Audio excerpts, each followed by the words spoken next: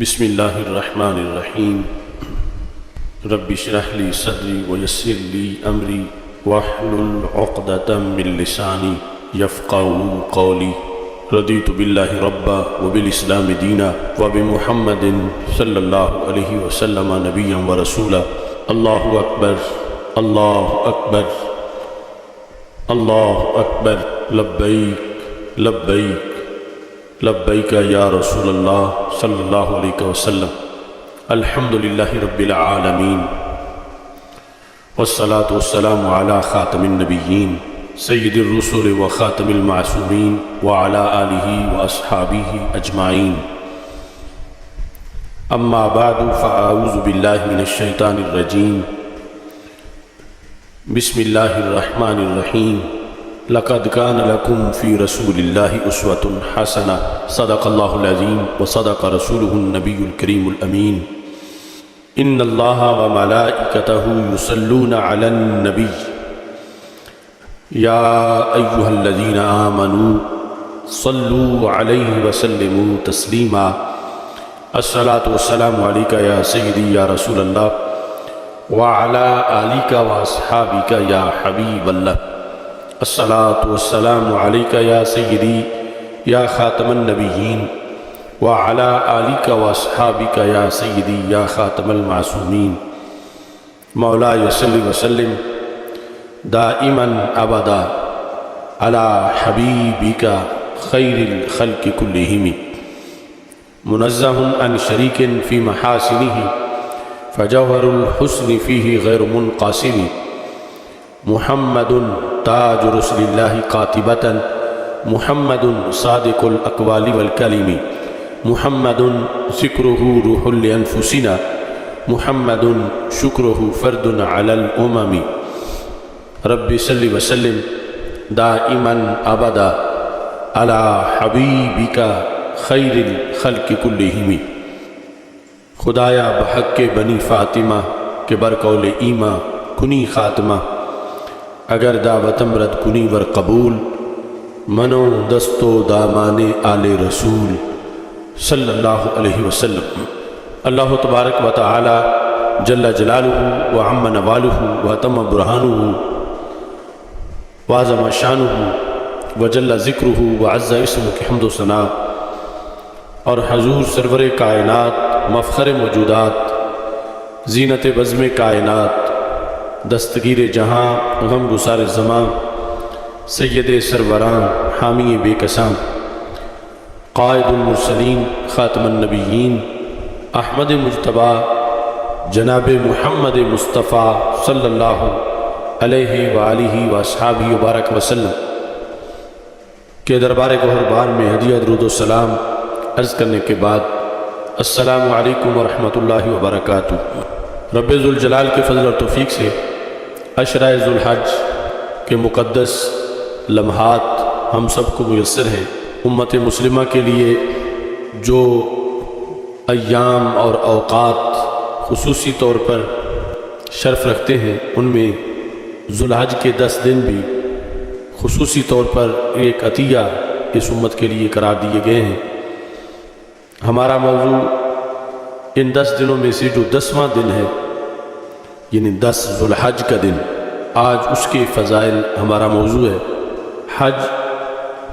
رکن خامس ہے، اور رب ذوالجلال کے فضل و کرم سے جن لوگوں نے بھی عالم ارواح میں اجابت کی تھی، لبیک کی صدا کی، وہ ضرور اس شرف سے مشرف ہوتے ہیں۔ اس وقت بھی لاکھوں لوگ فرزندان اسلام حج کی ادائیگی کے لیے آج عرفات کے میدان میں موجود ہیں، اور کل ان لوگوں کے لیے یوم النحر ہے، اور ہمارا یوم النحر انشاءاللہ پرسوں ہے۔ جس طرح تدریجاً یکم ذوالحج سے امت مسلمہ کے لیے نزول برکات میں ترقی آتی ہے، ایسے ہی فضائل کے لحاظ سے بھی ان دنوں کے اندر تدریجاً رب ذوالجلال نے ایک عروج رکھا ہے، اور اس کا مدار بھی پیچھے حضرت سیدنا ابراہیم خلیل اللہ अलैहिस्सलातु वस्सलाम और सैयदना इस्माईल ज़बीहुल्लाह अलैहिस्सलातु वस्सलाम के तज़कार के साथ है। 8 ज़ुल्हज यौम तरविया है और 9 ज़ुल्हज यौम अरफा है और 10 ज़ुल्हज यौम नहर है। यौम तरविया के जो वजह तस्मीह है उसमें से एक वजह तस्मीह ये भी है कि ये वो पहला दिन था जब हज़रत इब्राहीम अलैहिस्सलाम को ख्वाब में अपने बेटे की कुर्बानी का हुक्म दिया गया था और ये मंज़र, ये हुक्म ख्वाब में था। तो इस बुनियाद पर 8 ज़ुल्हज को यौम तरविया से ताबीर किया जाता है। और वैसे चूँकि इस दिन मिना के और इरफात के लिहाज से पानी का एहतमाम उस वक़्त की जो इंतज़ामी होती थी उनके ज़िम्मे होता था, यानी शुरू से इस्लाम से पहले भी। तो इस सैराबी के माने में भी इसको यौम तरविया कहा जाता है। 9 ज़ुल्हज उम्मत मुस्लिमा के लिए ख़ुसूसी तौर पर बख्शिश और रहमत का दिन है। 9 और 10 के दरमियान जो रात है, मुज़दलिफ़ा की रात, इसमें वो दुआएं भी कबूल हुई जो अरफात में कबूल नहीं हुई थी। और अगली सुबह जो है वो 10 ज़ुल्हज की सुबह, जिसमें हुज्जाज किराम के लिए वहाँ भी ख़ुसूसी तौर पर अहकाम हैं और पूरी दुनिया में जहाँ भी मुसलमान रहते हैं उनके लिए 10 ज़ुल्हज यौम ईद है, जिसको बड़ी ईद से ताबीर किया जाता है। तो 10 ज़ुल्हज को हज के अय्याम में सबसे बड़ा दिन है, यानी ये यौम अकबर है अय्याम हज में। इसमें सुबह जिस वक़्त हुज्जाज किराम मुज़दलिफ़ा से चलते हैं, मिना पहुँचते हैं, तो सबसे पहले रमी का हुक्म है। इसके जो अहकाम हैं उनमें तरतीब लाज़िम है और अगर तरतीब जो है वो साक़ित हो जाए तो फिर उस पर दम पड़ जाता है। और हज के अंदर खुलासा यही है कि हज नज़्म ज़बत, तरतीब और सब्र का नाम है। वैसे तो ये मशाइर मुक़द्दसा, ये वादियाँ, ये मैदान सारा साल हुई हैं, लेकिन इनके लिए जो रहमतों का ख़ुसूसी कोटा है, जिसके लिए अज़ल से मंजूर शुदा लोगों को बुलाया जाता है, वो एक वक़्त के साथ मुअय्यन और उस वक़्त की पाबंदी और वक़्त के लिहाज से नक्लो हरकत और वक़्त के लिहाज से अहकाम की अदायगी, ये सबसे बुनियादी सबक इस अमर का है। और इसी में ये सबक पढ़ाया जाता है कि अकल कुर्बां कुन बपेश मुस्तफ़ा सल्लल्लाहु अलैहि वसल्लम, कि ये हज के मखसूस औकात में जिन वादियों के अंदर बिठाया जाता है, उन वादियों में खाना काबा मौजूद नहीं। खाना काबा तो मक्का मुकरमा में है, लेकिन ये मक्का मुकरमा से बाहर, मक्का मुकरमा के पास बैठे लोगों को उधर रवाना कर दिया जाता है, यानी काबतुल्लाह के करीब जो बैठे हैं कि जिधर तुम्हें शरीयत बिठाए तुमने वहाँ बैठना है और जिधर से उठाए तुमने उधर से उठ के चले जाना है। अगर वहाँ कोई अपनी अकल की बुनियाद पर दलीलें कायम करे कि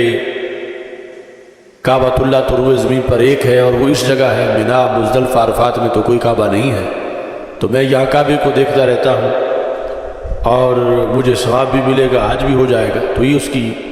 सोच फासिद सोच होगी। क्योंकि रुकन आज़म हज का जो है वो मक्का मुकरमा के अंदर काबा के पास अदा नहीं होता, बल्कि वो मैदान अरफात में, और वो भी अरफा के दिन अदा होता। तो 10 ज़ुल्हज को जिस वक़्त मुज़दलिफ़ा से मिना पहुंचकर सबसे पहले रमी की जाती है और रमी के बाद दूसरा नंबर जो है वो नहर का है, कुर्बानी का, और उसके बाद तीसरा नंबर हलक का है और चौथा नंबर तवाफ़ का है, जिसको तवाफ़ ज़ियारा कहते हैं या तवाफ़ रुकन कहते हैं या तवाफ़ इफ़ादा कहते हैं। तो वैसे तो हज के महीने हैं مہینوں میں سے پھر یہ عشرہ ذوالحج ہے، اور عشرہ ذوالحج میں پھر یہ جو 10 ذوالحج ہے یہ بطور خاص حج کے احکام میں اور مناسک میں مقام رکھتا ہے۔ بڑے شیطان کو رمی کے بعد نہر کا جو عمل ہے اس میں بھی نہایت اہتمام کی ضرورت ہے، جس کی موجودہ صورتحال میں وہ اہتمام نظر نہیں آتا جتنا کہ اہتمام کرنا چاہیے۔ یہ اصل میں تو جس طرح رمی بندہ خود کرتا ہے اور حلق اپنے سر کا کرواتا ہے کسی سے اور طواف خود کرتا ہے، تو نہر کے اندر بھی اس کی ذمہ ہے، لیکن اس میں وکالت کے طور پر نیابتاً کچھ ریلیف دیا گیا ہے کہ کوئی کسی کی طرف سے جائے اس کی اجازت سے شرائط کے مطابق جا کر نہر کر دے، لیکن اس ریلیف کو لوگوں نے ایک نقطے سے کھینچ کر پورا اس کو صفحے پر پھیلا دیا۔ یعنی اب وہ جو اصل اس کا فلسفہ ہے اس کا بہت کم خیال کیا جاتا ہے، اور پھر ترتیب کو پیش نظر نہیں رکھا جاتا، جانور کی شرائط کو، ذبح کی شرائط کو اور ذبح کے وقت کو، کیونکہ اگر کسی شخص نے کنکریاں نہ ماری ہوں تو اس کا نہر کا عمل ضائع ہو جائے گا، کیونکہ اس کے لیے شرط ہے کہ پہلے کنکریاں ماری ہوئی ہوں، اور پھر جس وقت اگر اس نے نہر نہیں کیا، قربانی نہیں کی، تو پھر حلق نہیں کروا سکتا۔ تو موجودہ صورتحال میں یعنی اس ترتیب کا لحاظ رکھنا یہ بہت ضروری ہے کہ جس کا اکثر حجاج کرام لحاظ نہیں رکھتے اور کسی کے ذمہ چھوڑ دیتے ہیں، جبکہ حلق تو انہوں نے خود کروانا ہوتا ہے اور قربانی کا پتہ ہی نہیں ہوتا کہ ہوئی ہے یا 2 دن بعد ہوگی یا نہیں ہوگی، یعنی مطلقاً پیسے جمع کروا دینے کے بعد آگے ساری صورتحال جو ہے وہ مشکوک قرار دی جاتی ہے، الا ماشاءاللہ۔ یہ جو عربی لفظ ہے رنحت، اس کے اندر اس دن کے جو احکام ہیں ان کی ترتیب ہے۔ رنحت میں را سے مراد رمی ہے، اور نون سے مراد نہر ہے، ہا سے مراد حلق ہے، اور طا سے مراد طواف ہے۔ اور یہ طواف اس دن ہو جائے تو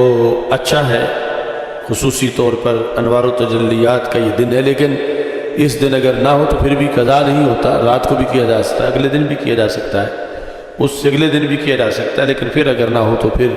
جو ہے وہ طواف کرنا بھی لازم ہوتا ہے اور دم بھی پڑ جاتا ہے۔ تو یہ یعنی وہاں کے لوگوں کے لحاظ سے یہ نہایت اہم دن ہے 10 ذوالحج، اس بنیاد پر کہ اس کے اندر ایک تو جو عرفات سے ہو کر مزدلفہ سے پھر واپسی ہے وہ ایک بڑا تھکاوٹ کا عمل ہے، اور پھر آگے جو ترتیب ہے اس کو پیش نظر رکھتے ہوئے سارے مناسک کو ادا کرنا، اس میں بھی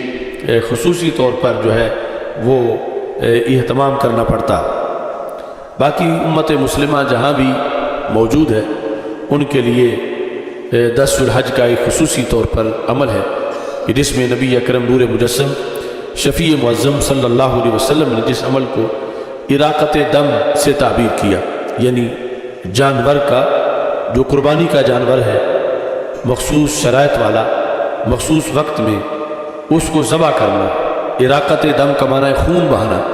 یعنی اس کو ذبح کرنا، یہ عمل جو ہے وہ اس دن کا عظیم عمل ہے۔ نماز عید الاضحیٰ اس کی ادائیگی کے بعد یہ عمل کہ اس کے بارے میں رسول اکرم نور مجسم شفیع معظم صلی اللہ علیہ وسلم نے ارشاد فرمایا کہ کوئی عمل صالح پھر اس کے ہم پلہ نہیں ہے جتنا رب ذوالجلال نے شرف اور قرب اس عمل کو قرار دیا ہے۔ اور یہ سارے کا سارا جو سفر ہے یہ بھی یعنی حسن شرعی کے طور پر ہے کہ رب ذوالجلال کا حکم ہے، اور اس کے مطابق جو ہے اس کو جو ہمارے لیے ڈبل سنت ہے، کیونکہ رسول اکرم نور مجسم شفیع معظم صلی اللہ علیہ وسلم سے یہ پوچھا گیا ما حاذی الاضحیٰ، یہ قربانیاں کیا چیز ہے؟ تو ہمارے آقا صلی اللہ علیہ وسلم نے فرمایا سنت ابیکم ابراہیم، جو صحابہ کرام رضی اللہ تعالیٰ عنہ سامنے بیٹھے تھے انہیں فرمایا کہ تمہارے باپ حضرت ابراہیم علیہ السلام کی سنت ہے، تو اس بنیاد پر جیسے ان عربوں کے لیے سنت ہے، عجم کے رہنے والے مسلمانوں کے لیے بھی سنت ہے، اور صرف جو اس وقت مخاطب تھے وہی نہیں بلکہ ان کے ذریعے سے قیامت تک کی امت کے لیے اس کو رسول اکرم صلی اللہ علیہ وسلم نے سنت قرار دیا۔ اور جب رسول اکرم صلی اللہ علیہ وسلم نے خود یہ کام کیا تو ہمارے لیے یہ سنت ابراہیمی بھی ہے اور سنت محمدی علی صاحب الصلاۃ والسلام بھی ہے۔ اور صحابہ کرام رضی اللہ تعالی عنہم نے پوچھا ما لنا فیہا، کہ یا رسول اللہ صلی اللہ علیہ وسلم ہمیں اس میں کیا ملے گا، ہمارا اس میں فائدہ کیا ہے، کہ یہ سنت تو ہے، اس میں ہمارا فائدہ کیا ہے؟ تو ہمارے آقا صلی اللہ علیہ وسلم نے فرمایا بکل شعرۃ حسنہ، کہ رب ذوالجلال نے ہر بال کے عوض ایک نیکی کا فیصلہ کیا ہے۔ نیکی، ایک نیکی کا حصول بھی بڑا مشکل ہے، اور یہ ایک جانور ہے اور اس کے بدن پہ بال ہے، اور اس جانور کی نسبت چونکہ ایک سنت کی طرف ہے اور اس سنت کی بنیاد پر یہ خون بہایا جاتا ہے، تو یہ خون بہانا فساد نہیں، یہ خون بہانا جانوروں پہ بے رحمی نہیں، یہ خون بہانا کسی لحاظ سے بھی دہشت گردی نہیں، بلکہ یہ چونکہ اللہ کے محبوبوں کی نسبت کی بنیاد پر ہے، تو پھر وہ جس جانور کا خون بہایا جاتا ہے وہ جانور جو ہے وہ مقدس قرار پاتا ہے، خون بہنے سے پہلے جب اس کی نسبت ہوئی، اور اس کے بعد اس کے لیے مختلف قسم کے الفاظ رسول اکرم صلی اللہ علیہ وسلم نے ارشاد فرمائے، اور اس کا یہ مرتبہ بنا کہ اس کا ایک ایک بال گنا جا رہا ہے، اور ایک ایک بال کے بدلے نیکی دی جا رہی ہے، اور ایک نیکی بھی قیامت کے دن بندے کے جنتی بن جانے کے لیے سبب بن جائے گی۔ اور یہ جسم پر جتنے بال ہیں، ہمارے آقا صلی اللہ علیہ وسلم نے فرمایا بکل شعرۃ حسنہ، ہر بال کے بدلے میں ایک نیکی ہے۔ تو کچھ جانوروں کے جسم پہ پتلے ہوتے ہیں بال، اور کچھ کے جسم پر گھنے ہوتے ہیں، مثلا یعنی ایک ہاتھ رکھیں اس جانور کی جلد پر تو کچھ وہ ہیں کہ نیچے مثال کے طور پر 1000 بال آئے ہیں، اور کچھ وہ ہے کہ اگر ہاتھ رکھے تو نیچے 2000 یا 2500 بال آ گئے، کہ وہ زیادہ اگے ہوئے۔ تو پھر صحابہ کرام رضی اللہ تعالیٰ عنہ نے پوچھا فالصوف یا رسول اللہ صلی اللہ علیہ وسلم، تو جن جانوروں کے جسم پر اون ہے یعنی گہرے گھنے بال ہیں، تو کیا وہاں بھی یہی اللہ کا معاملہ ہے کہ ہر بال کے بدلے میں رب ذوالجلال اتنا کرم فرمائے گا، ایک نیکی عطا کرے گا؟ تو نبی اکرم صلی اللہ علیہ وسلم نے فرمایا بکل شعرۃ من الصوف حسنہ، کہ جو اون ہے اس میں بھی ہر بال کے بدلے رب ذوالجلال جو ہے وہ نیکی عطا فرمائے۔ اور پھر اس میں نبی اکرم نور مجسم شفیع معظم صلی اللہ علیہ وسلم نے یہاں تک ارشاد فرما دیا کہ جس وقت اس جانور کے جو سینگ ہیں وہ بھی ضائع نہیں جائیں گے، اس کی ہڈیاں بھی ضائع نہیں جائیں گی، اور ان کا بھی قیامت کے دن نامہ اعمال میں بندے کے جو نیکیوں کا پلڑا ہے اس کے اندر وہ چیزیں قیامت کے دن جو ہے وہ رکھی جائیں گی، اور وہ بھی بندے کے پلڑے کو بھاری کرنے کے لیے جو نیکیوں کا پلڑا ہے اس کو بھاری کرنے کے کام آئے۔ اور یہ ساری چیزیں انسان کی عقل سے ورا ہے، اور پھر اس میں پتہ چلتا ہے کہ جو اللہ کے نام پر جس کا خون بہایا گیا ہے اس کی جانوروں میں بھی عظمت کتنی بن جاتی ہے کہ اب عام جانوروں کے یہ اعضاء، یہ ہڈیاں، یہ سب کچھ جو ہے وہ ضائع قرار پاتا ہے، مگر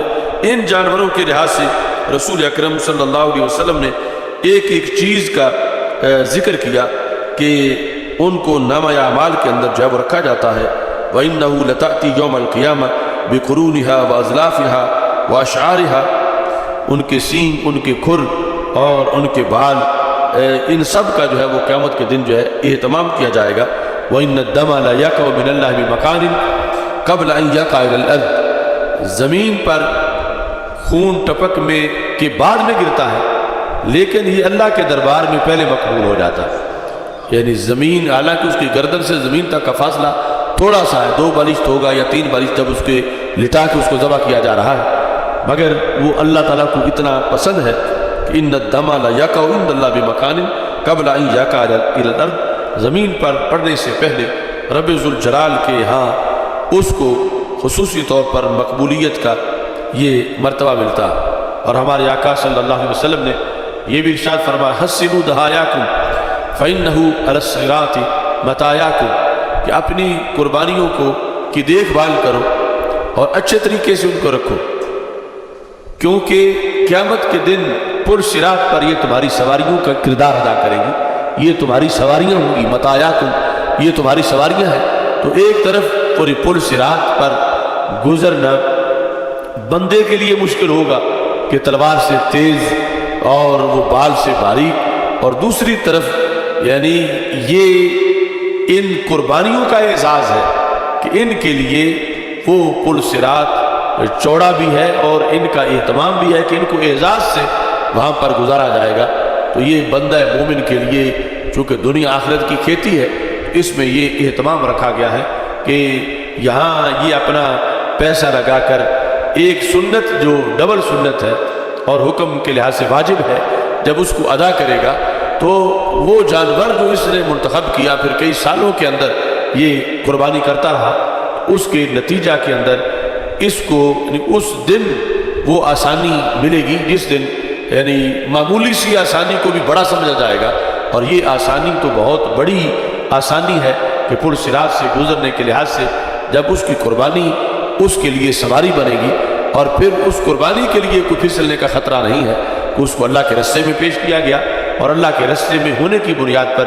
اسے یہ اہتمام ملا کہ اس کے لیے پل صراط کو چوڑا کر دیا گیا، اور وہ جو انسان عام گزرنے میں ایک کافر لڑکھڑا کے گرے گا جہنم کے اندر، لیکن ایک جانور جو ایک اچھے رستے میں ایک مومن نے پیش کیا اس جانور کو یہ شان ملے گی، کیونکہ یہاں ایمان شرط ہے کہ جو قربانی دے رہا ہے ایمان ہے تو پھر قربانی ہے، اور پھر اس جانور کو وہ شرف ملے گا، اور اس کی بنیاد پر یعنی دنیا کے اندر اس نے جو اہتمام کیا اس کا اتنا بڑا فائدہ ہوگا قیامت کے دن۔ تو رسول اکرم نور مجسم شفیع معظم صلی اللہ علیہ وسلم نے اس لیے فرمایا کہ اپنی قربانیوں کو تم اہتمام سے رکھو، یعنی اس میں مقصد یہ تھا کہ نہ تو اس کو یہ سمجھو کہ یہ کوئی فضول خرچی ہے، جس طرح کچھ آج نام نہاد روشن خیال اس طرح کی باتیں کرتے ہیں، اور نہ یہ سمجھو کہ یہ ان پہ کوئی ظلم ہو رہا ہے یا یہ کوئی دہشت گردی ہے، کیونکہ ان کو اعزاز مل رہا ہے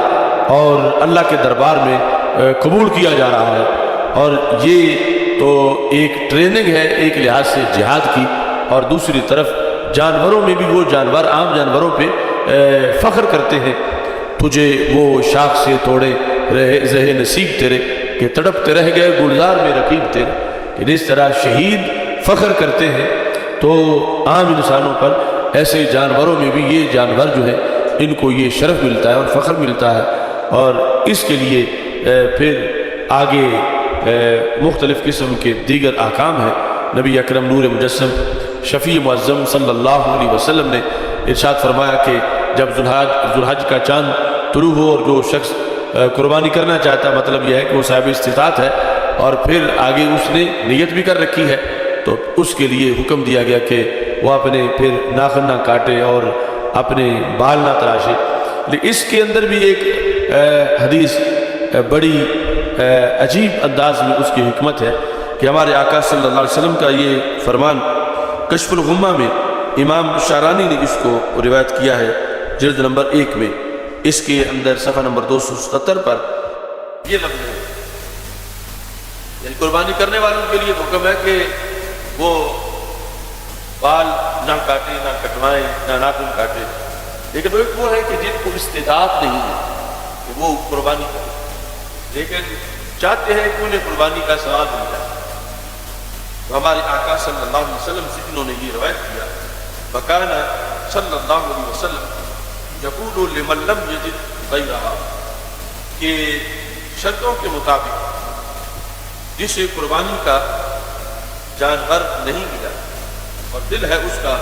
وہ قربانی کرے، تو رسول اکرم صلی اللہ علیہ وسلم نے فرمایا خذ من شعرک، تم اپنے جو زائد بال ہیں وہ کٹوا لو، خذ من شعرک واظفارک، اور اپنے ناخن بھی کٹوا لو، فذالک تمام اضحیتک، اس سے تمہاری قربانی مکمل ہو جائے عند اللہ تعالی، اللہ کے ہاں۔ یعنی خاص اس صورت کے اندر یعنی اس کو یہ اسلام اور شریعت ہے کہ وہ جیسے کسی کو رکھنا چاہیں ویسے رہنا ضروری ہے۔ اب قربانی کرنے والوں کو یہ کہا کہ تم نہ کٹواؤ، اور ادھر نبی اکرم صلی اللہ علیہ وسلم نے یہ ارشاد فرما دیا۔ اصل میں یہ حکم تھا کانا ینہا عن التضحیۃ بالمنیۃ الانثی، کہ دودھ دینے والی بکری ہے یا گائے ہے یا بھینس ہے اور وہ کسی کو کسی نے تحفے پہ دی ہوئی ہے اور وہی اس کے پاس ہے اور وہ دل اس کا کرتا ہے کہ میں اس کی قربانی کر دوں، تو وہ یقول، تو رسول اکرم صلی اللہ علیہ وسلم نے فرمایا کہ اس کی قربانی تم نہ کرو اور تمہارے پاس موجود رہی، اس کی تم قربانی نہ کرو۔ وَيَقُولُ لِمَن لَّمْ يَجِدْ غَيْرَهَا، جو اس کے سوا نہیں پاتا، صرف وہی جانور اس کے پاس ہے، دودھ دینے والی گائے یا بکری،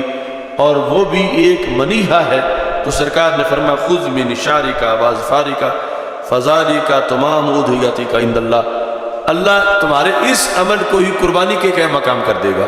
کہ تم اپنے بال اور اپنے ناخن جو ہے وہ ترشوا لو، تو رب ذوالجلال اس پر تمہیں یہ اجر و ثواب عطا فرما دے گا۔ تو قربانی کے یعنی 10 ذو الحج کا دن ادھر حجاج کرام کے لیے ان احکام کے لحاظ سے اہم ہے، اور ادھر امت مسلمہ کے لیے اگرچہ یہ وہاں پر مشاعر مقدسہ میں موجود نہیں ہے، لیکن دنیا میں جس جگہ بھی ہے ان کے لیے یہ جو ایام نحر ہے ان میں سے پہلا یوم نحر ہے، اور پھر عید کے احکام ہیں، اور اس دن کوئی سونے کا پہاڑ بھی اللہ کے راستے میں خرچ کر دے تو اتنا ثواب اس کو نہیں ملتا جتنا ثواب اراقت دم کی بنیاد پہ اس کو ملتا ہے، یعنی مخصوص شرطوں کے ساتھ اس وقت جانور کو ذبح کیا جاتا ہے، رب ذوالجلال اس پہ یہ اجر و ثواب عطا فرماتا۔ یہ ہر جہت میں ایک سبق۔ آج وہ لوگ کہتے ہیں کہ جتنے پیسے قربانی پہ لگانے ہیں اتنے فلاں فقیر کو دے دیتے ہیں، یا فلاں فلاحی کام پہ لگا دیتے ہیں، یا فلاں سماجی کام پہ لگا دیتے ہیں۔ تو اب اگر کوئی شخص کسی فقیر کو یا سماجی کام کے طور پر اربوں روپے بھی خرچ کر دے، لیکن جو اس پر قربانی کا وجوب تھا وہ اپنی جگہ پھر بھی برقرار رہے گا، یعنی وہ گناہگار ہوگا کہ اس نے قربانی نہیں دی، اور وہ اربوں روپے جو اس نے دے دیے وہ ایک قربانی جو مثلا 35,000 کی ہے، 40,000 کی ہے، یا وہ جو قربانی کا حصہ ہے 20-22 ہزار کا، وہ اربوں روپے اس کے قائم مقام نہیں ہوں گے، کیونکہ یہ جو تھوڑا سا حصہ ہے اس پر اس سنت کی مہر لگی ہوئی ہے جس کو سنت ابراہیمی کہا جاتا ہے، جس کو سنت محمدی صلی اللہ علیہ وسلم ہونے کا اعزاز حاصل ہے۔ تو اس بنیاد پر یعنی ہمارے نزدیک شریعت میں حسن و قبا وہ شرعی ہے اور عقل اس کے تابع ہے۔ عقل کا فیصلہ وہ جس کو عقل حسین سمجھے، ضروری نہیں شریعت میں بھی اس کو اچھا سمجھا جاتا ہو، لیکن اس کو شریعت اچھا قرار دے رہی ہے، تو عقل کو دم مارنے کی مجال نہیں کہ عقل اس کے آگے کھڑی ہو، کہ وما کان لمؤمن ولا مؤمنۃ اذا قضى الله ورسوله امرا ان يكون لهم الخيرة من امرهم، کسی مومن مرد اور عورت کے لیے یہ جائز نہیں ہے کہ جب اللہ تعالیٰ اور اس کے رسول صلی اللہ علیہ وسلم کی طرف سے کوئی حکم آ جائے تو مومن اپنی طرف سے کوئی رائے پیش کرے یا اپنی طرف سے کوئی موقف بنائے کہ یہ یوں ہونا چاہیے، یہ کسی کے لیے جائز نہیں، چونکہ یہ ایک لحاظ سے بہت بڑا کفر ہے اور اسلام پر بہت بڑا حملہ ہے۔ تو اس لیے سارے احکام کے اندر مسلمانوں سے یہ ٹریننگ کروائی جاتی ہے بار بار، مثلا عید کے دن کھانا کھلا کے کہ روزہ نہیں رکھنا، اگر روزہ رکھو گے تو اللہ کی ضیافت سے اعراض ہوگا کہ تم نے رب کی دعوت کو معاذ اللہ اس سے اعراض کر دیا، اور جو دن ہے روزے کے ان میں روزہ رکھوا کے ہر حکم کے اندر یعنی عقل کہیں اور جانا چاہتی ہے بہت سے احکام میں، تو شریعت اس کو آگے سے روکتی ہے۔ اب عقل اگر شریعت کی مان لے تو پھر دونوں جہان میں بہتری ہے، اور اگر عقل جو ہے وہ شریعت سے بغاوت کرے تو پھر حکم جو ہے وہ شریعت کا چلے گا، جو کہ واضح طور پر قرآن مجید برہان رشید کے احکام موجود ہیں۔ تو آج جو لبرلزم ہے وہ یہی فساد اور خرابی ہے کہ شریعت کے مقابلے میں عقل کو کھڑا کیا جا رہا ہے۔ شریعت کے مقابلے میں اصل جو عقل شریعت کے مقابلے میں کھڑی ہو وہ عقل نہیں ہوتی، وہ بے عقلی ہوتی ہے، لیکن وہ اس کو عقل سے تعبیر کرتے ہیں، اور انسان کو کہ انسان اپنی رائے سے جو مذہب بنائے، رائے سے جو طریقہ بنائے، اپنی سوچ سے جو کچھ بنائے اس پہ چلنا چاہیے، جبکہ ان احمقوں کو یہ پتہ نہیں کہ اس انسان کا خالق اللہ ہے، اور وہ اللہ جس نے اس کو سوچنے کی توفیق دی، یہ تو ایک جھلک کا کروڑواں حصہ ہے کہ جو اس کو جو یہ عقل لیے پھرتا ہے، اور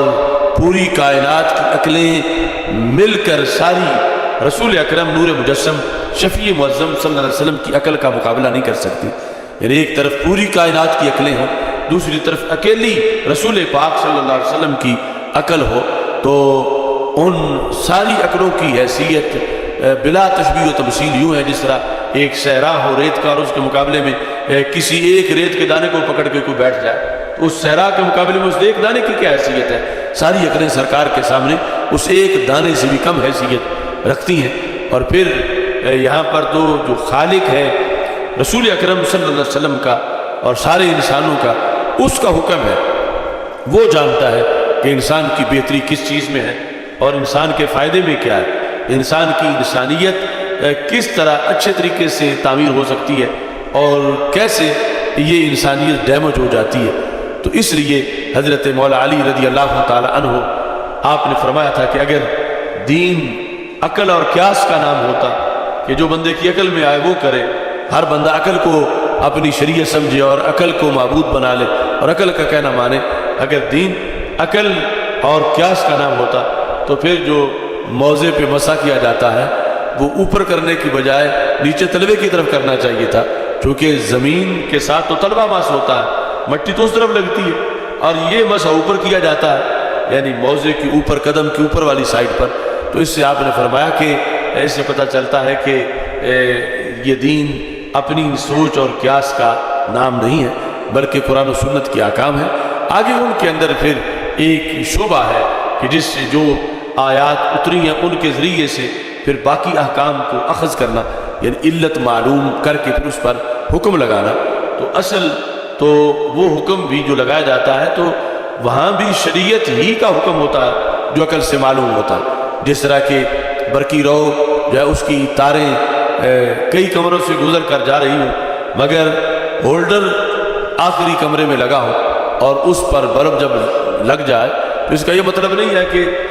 اس برقی رو سے ایک کمرہ ہی روشن ہو سکتا ہے، بلکہ اگر 100 کمرے سے گزر کے وہ تار آئی ہے تو 100 کمرے میں اگر ہولڈر لگا لیا جائے تو وہاں بھی ویسی روشنی ہو سکتی ہے بلب لگا لینے کے بعد۔ اب یہ جو 105 نمبر کمرہ جو جس بجلی سے روشن ہے اسی سے پہلے بھی روشن ہو سکتے ہیں، اور وہ آپس میں دو جدا قوتیں نہیں، ایک ہی قوت ہے۔ اس طرح یعنی وہ پھر جو رائے اور قیاس فقہا کا ہے اس سے اصل شرعی طور پر جو حکم جہاں ہم لوگوں کو پتہ نہیں تھا انہوں نے صرف بلب لگا دیے وہاں پر، اور اصل جو بجلی ہے وہ شریعت کی ہے، جس کی وجہ سے جس طرح 105 نمبر کمرہ روشن تھا تو سارے کمرے ظاہری طور پر روشن ہو گئے۔ اس طرح حکم شریعت کا تو ایک حکم ایک خاص موقع کے لیے آیا، ایک خاص چیز کو حرام کیا گیا، لیکن فقہا نے دیکھا یہ کیوں حرام کی گئی، اس کی علت، اور اگر 100 چیزوں میں نظر آئی تو 100 پر وہ حکم لگائیں گے اسی کو دیکھ کر جو شریعت کا بتایا ہوا۔ اس بنیاد پر یہ شریعت گھڑنے والے نہیں، نہ کوئی شریعت بنا سکتا ہے اپنی طرف سے۔ شریعت دو ذاتوں کی ہے، اللہ کی اور اللہ کے رسول صلی اللہ علیہ وسلم کی، اور آگے پھر اس شریعت کو کہیں ظاہر ہے کہیں وہ شریعت باطن ہے کہ اس کو ظاہر کرنے کی ضرورت ہے۔ جس طرح ایک پانی عام پیالے میں نظر آ رہا ہے اور دوسرا پانی جو گھڑے کے اندر ہے اوپر اس کے چھونی دی ہوئی اور وہ پانی نظر نہیں آ رہا، تو اگر اوپر سے کوئی ڈھکن اتارے اور پانی نظر آئے تو اس کا یہ مطلب نہیں کہ ڈھکن اتارے والے نے پانی پیدا کیا ہے، پانی تو پہلے ہی موجود تھا، تو اس نے عام لوگوں سے چھپا ہوا تھا، اس نے وہ ظاہر کر دیا ہے۔ تو اس طرح یعنی اتنی اجازت تو ہے شریعت کے اندر، اور اس کی وجہ سے یہ شریعت کا حسن ہے کہ پہلے جو احکام آئے تھے امتوں کے لیے وہ تو اتنے بھی محفوظ نہ رکھ سکیں، یعنی ایک چیز کے بارے میں ایک حکم آ گیا تھا انہوں نے وہ بھی بدل دیا، وہ بھی بیچ دیا۔ اور یہ وہ امت ہے کہ جس نے جن چیزوں کے بارے میں حکم آیا تھا ان کو تو ہائی لائٹ کیا ہی ہے، اس کے ذریعے سے اور بھی ہزاروں چیزوں کو واضح کر دیا۔ اور یہ اس امت کی خصوصیت ہے، یعنی خصائص میں سے یہ بھی ایک خصوصیت ہے کہ نہ یہود کے پاس فقہ ہے، نہ نصارہ کے پاس فقہ ہے۔ یہ جو الہامی مذہب ہے، باقی تو ویسے ہی فارغ ہے، یہ جن کے پاس آسمانی کتابیں آئی تھی ان کے پاس بھی فقہ نام کی کوئی چیز نہیں ہے۔ اور یہ اس آخری امت کی شان ہے کہ انہوں نے یعنی صرف ایک شخص امام اعظم ابو حنیفہ جو ہیں انہوں نے 5 لاکھ مسائل اخذ کر کے انسانیت کو عطا کر دیے ہیں کہ یہ شریعت کے حصے ہیں۔ تو اس بنیاد پر یعنی یہ سارا کورس ہے حج کا اور شریعت کے احکام کا، لن ینال اللہ لحومها ولا دماؤها ولکن ینالہ التقوی منکم، اللہ کے ہاں ویلیو خون کی نہیں اور گوشت کی نہیں۔ جب قربانی کی جا رہی ہے تو کوئی یہ سمجھے کہ معاذ اللہ اس کو کوئی ضرورت ہے، وہ ہر ضرورت سے پاک ہے، وہ نہیں دیکھتا گوشت کو اور نہ خون کو، بلکہ وہ دل کی کیفیت کو دیکھتا ہے کہ دینے والا کس انداز میں دے رہا ہے، کیونکہ ہر عبادت کا مدار تقوی ہے، خواہ روزہ ہو، نماز ہو، حج ہو، زکوٰۃ ہو، تو وہی اس قربانی کے اندر بھی ہے۔ تو یہ چیزیں عصر حاضر میں چونکہ ایک پورا شعبہ قربانی کے عمل سے بغاوت کا شعبہ ہے، لبرلزم کا، اور وہ مسلسل اس سلسلہ کے اندر لوگوں میں شکوک و شبہات پیدا کرتے ہیں۔ اور امت مسلمہ کا ہر فرد یہ یقین رکھتا ہے کہ فائدہ اسی میں ہے جو رب نے فرمایا ہے اور جو رسول اکرم صلی اللہ علیہ وسلم نے فرمایا ہے، اس پر آنکھیں بند ہیں، اس کی پھر آگے وضاحت ائمہ نے کی ہے۔ میری دعا ہے خالق کائنات جل جلالہ ہم سب کو قرآن و سنت کا فہم عطا فرمائے اور قرآن و سنت کے بلاغ و تبلیغ اور اس پر عمل کی توفیق عطا فرمائے۔ جو لوگ آج میدان عرفات میں موجود ہیں اللہ ان کی دعاؤں کو قبول فرمائے اور اللہ ان کے صدقے ہماری دعاؤں کو بھی قبول فرمائے، اور خالق کائنات جل جلالہ ہم سب کو بار بار حج و عمرہ کی سعادت عطا فرمائے۔ وآخر دعوانا ان الحمد للہ رب العالمین۔